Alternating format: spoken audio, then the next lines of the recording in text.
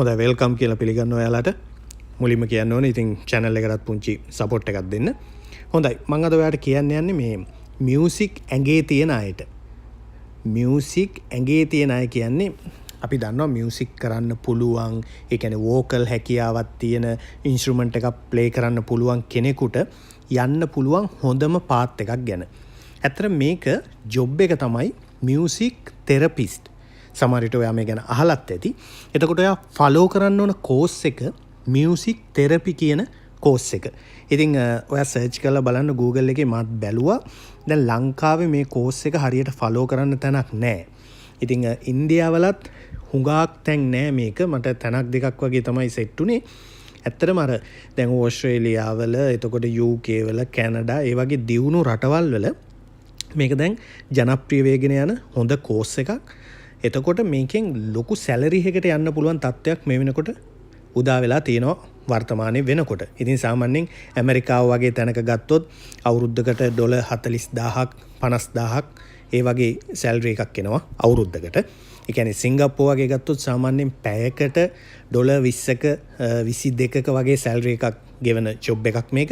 ඊළඟට UK වල ගත්තත් අවුරුද්දකට පවුම් 30000 35000 37000 40000 ඒ වගේ මට්ටමට යන ජොබ් එකක් මේ මියුසික් තෙරපිස්ට් කියලා කියන්නේ. ඉතින් මේක හුඟක් වෙලාවට යොදාගන්නේ ඔයා දන්නවනේ අර මේ සාමාන්‍යයෙන් අර මානසිකත්වයේ ප්‍රශ්නයක් තියෙන කුඩා දරුවන් ඉන්නේ ළමයි. අන්න ඒ වගේ අයගේ මොලේ වර්ධනය කිරීම සඳහා වගේ තමයි මේක යොදාගන්නේ. ඒ කියන්නේ රිසර්ච් වලින් ඇත්තටම හොයාගෙන තිනවා මේ මියුසික් තෙරපිස්ට් වලින් ඒ ළමයිව යම් තාක් දුරකට හෝ යථා තත්වයකට ගන්න පුළුවන් කියලා. ඉතින් ඊට අමතරව වයසක ටිකක් වයසට ගියපු අයට ওই දියුණු රටවල් වල මේක යූස් කරනවා. එයාලගේ මානසිකත්වයේ යම්කිසි ස්ථානයකට ගෙනල්ලා එයාලගේ අර අවසාන කාලේ හොඳින් තියන්න. ඉතින් අර මේ ජොබ් එක එහෙම මේ ටෙන්ෂන් ජොබ් එකක් නෙමෙයි. ජොබ් එකක් විදිහට ගත්තත් මේක මිනිස්සුත් එක්ක වැඩ කරන්න පුළුවන්. ඒ වගේම විනෝදකාමී රස්සාවක්.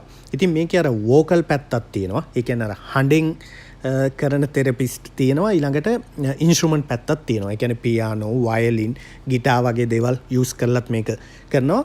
ඉතින් ඔයා මේක සර්ච් කරලා බලන්න. මේක ඇත්තටම මියුසික් දන්න, මියුසික් ටිකක් පුළුවන් කෙනෙකුට ඉස්සරහට යන්න පුළුවන් පාත් එකක්.